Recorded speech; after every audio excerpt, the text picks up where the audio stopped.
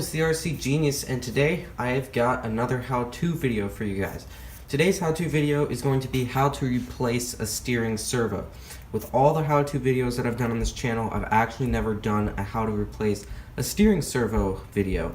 I have done a build series where I did install a steering servo, but I didn't really go into detail how you link it up, how you plug it into the receiver, how you have it screwed in here.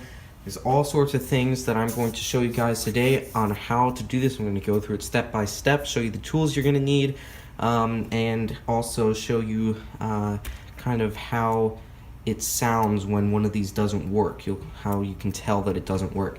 So please give this video a like. If you're new, subscribe, and I hope you enjoy this video. So let's get started.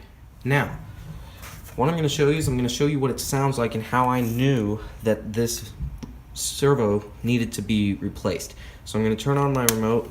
I'm going to turn on the vehicle, and when I turn to one side, you'll hear that it's going to make a very annoying clicking sound and also going to get stuck right there. So when I turn to the left, it gets stuck, and it also makes a very annoying clicking sound. And you could go into one of these servos and actually try to replace the gears. Actually, I was thinking about maybe making a video on what's inside a steering servo. Let me know in the comments if you guys think that that's a good idea and if you would be interested in seeing that. Otherwise, I'm not going to do it if no one wants to see that. But it might be a good idea to make a video and kind of show you what's inside of there. There are a bunch of tiny little gears, and I have gone into one before. However, basically there's a bunch of little plastic gears. Some of them can be metal gears, but these ones aren't. And these plastic gears can strip, and that's what will make this very annoying noise. And that's how you'll know that your servo needs to be replaced. Other indications could be that it won't move at all. But if you still have throttle, that's a pretty good sign that it's just your servo. Thankfully, servos are not too hard to replace. They are pretty easy to replace, and of course, they're pretty easy to find. You can get any kind of brand, and they'll pretty much work as long as they're the same size. So, let's get started in removing this old one and then installing the new one.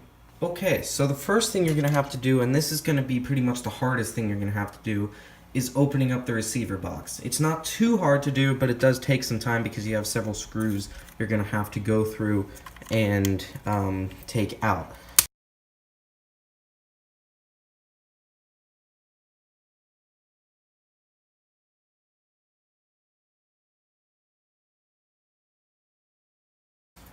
Okay, so what I've done is I've taken out 4 screws, 2 big screws that were on each end of the receiver box, and 2 screws on the top that were on the little cover where the wires all come out. Now, what you'll see in here is you've got several channels. This is actually one of the new 6519 receivers, so you don't have to have the long extendable antenna and the little computer chip like this truck used to have. I did have a little series on that where I changed those out. Now what you want to do is you want to follow the wire for the servo. Also, you'll see that there's this little piece of like rubber insulator on the inside here that will pop out, and that just helps keep it nice and tidy inside the chassis here so you don't have wires going everywhere. So what you want to do is take that out and then follow the servo wire into here and then just pull it out of the receiver. And the channel it should be in and the channel it is in is going to be channel 1. So just take that out, and there we go. So now your wire for your servo is out of here. Now don't close up that, obviously, because you need to get back into it. But the next thing we're going to do is we are going to take out the old servo. And actually what you can do to begin with, what I would actually do first, is I would suggest going underneath, and you can see right here, there's this white piece, and that is called a servo saver, or a servo horn. And you can see the linkages for the steering these rods connect to that. So that's how the steering works. Now what you're going to do is you're going to take the one single screw that's in the middle of that servo saver and you're just going to unscrew it. Just take it out. Thankfully, these aluminum skid plates have a hole in it so that way you are able to go through the skid plate and not have to remove it, which I am happy about. Alright, so now it's disconnected from the bottom. So now from the top, there's 4 screws. 2 on this side and 2 on this side. You can't see right now, but you will in just a second.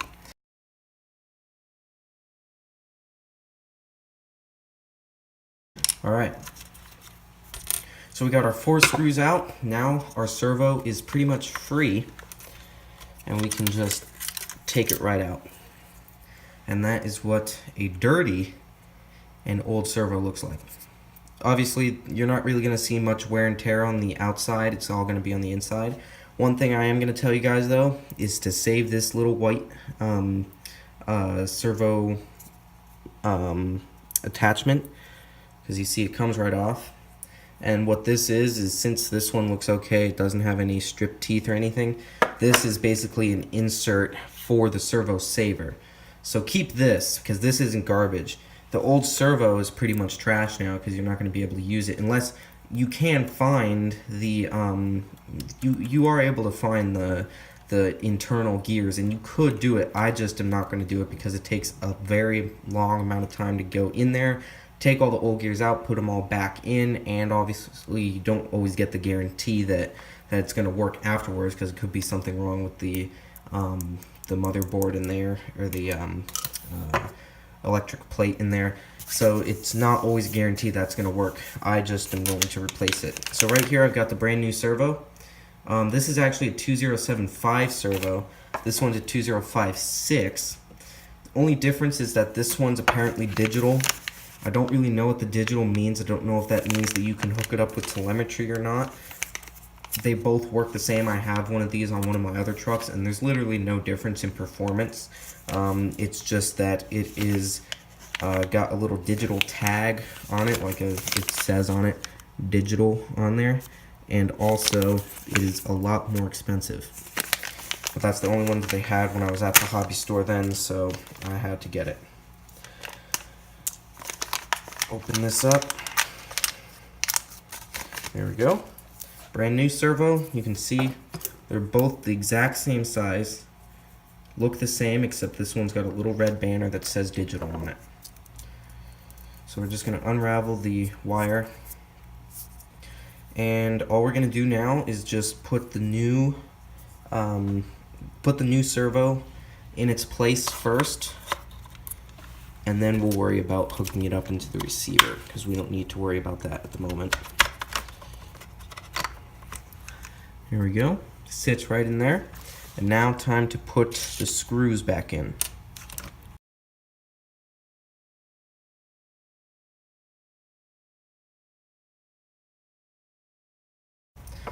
Four screws are in here. It's nice and tight. Now what a lot of people might do is they might go and they might hook it up on the bottom. But here's where you might make a mistake if you don't know what you're doing. You do not want to do that. You do not want to hook up the servo on the bottom. What you want to do is you want to hook it up to the receiver first, turn the vehicle on, and make sure that the servo is set to the center before you actually mount the servo saver on the bottom. I have done that before when I didn't know at the beginning. I didn't know how you were supposed to do it, and obviously I had to just take the servo saver back off and put it back on once the servo was centered. But it's a lot easier if you only do it once and you don't hook it up at the beginning. You just wait until you have it wired up to the receiver. So let's go ahead and do the same thing that it was when we first opened it up. Put this little rubber thing back in the middle, hold this down, try to get it, kind of tidy again. Actually, I think that the wire was under it like this.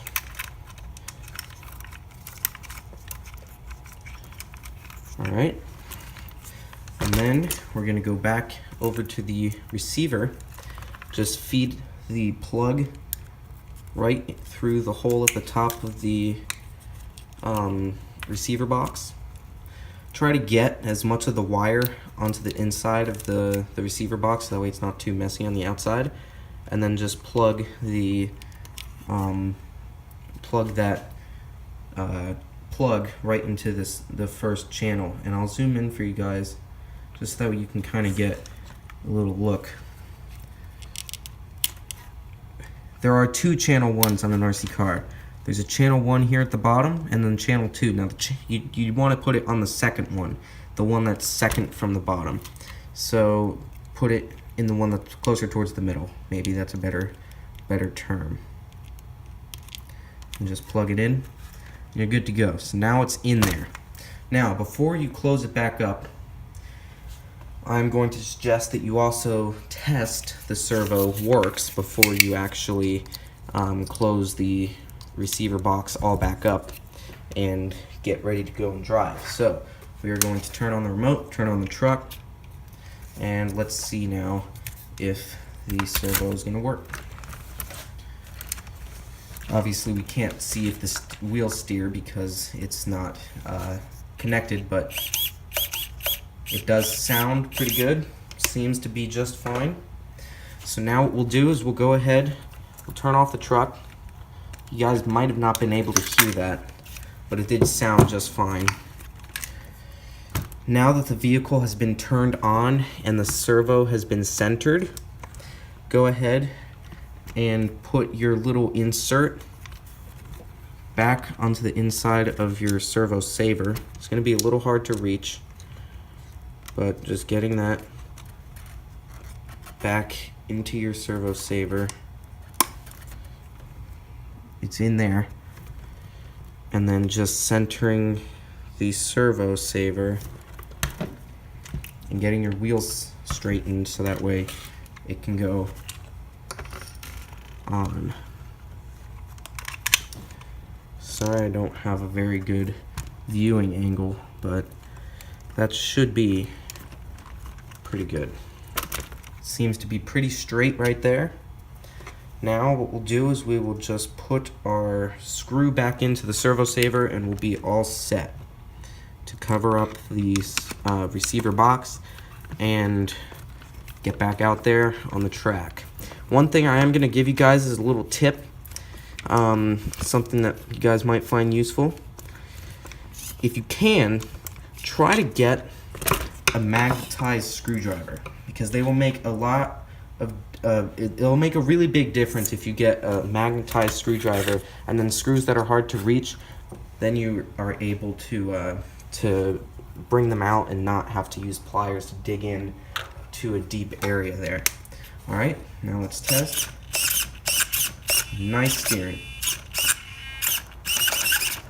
So exactly what I wanted. Sounds pretty good.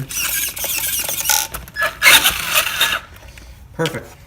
So that right there is pretty much how you do it. Obviously you want to close back your receiver box, and I'll actually go ahead and do that on camera for you guys right now so that you can see. Before I go back into time-lapse mode while I put these 4 screws back in, want to make sure that you guys know to put back that rubber seal in the little canal inside the receiver box, because if you don't, water gets inside your receiver. You pretty much have to put a new receiver in, because those are not waterproof without their box. So I'm going to go ahead and cover this back up, set you guys back in time-lapse mode, and then we will wrap up this video on how to replace your servo.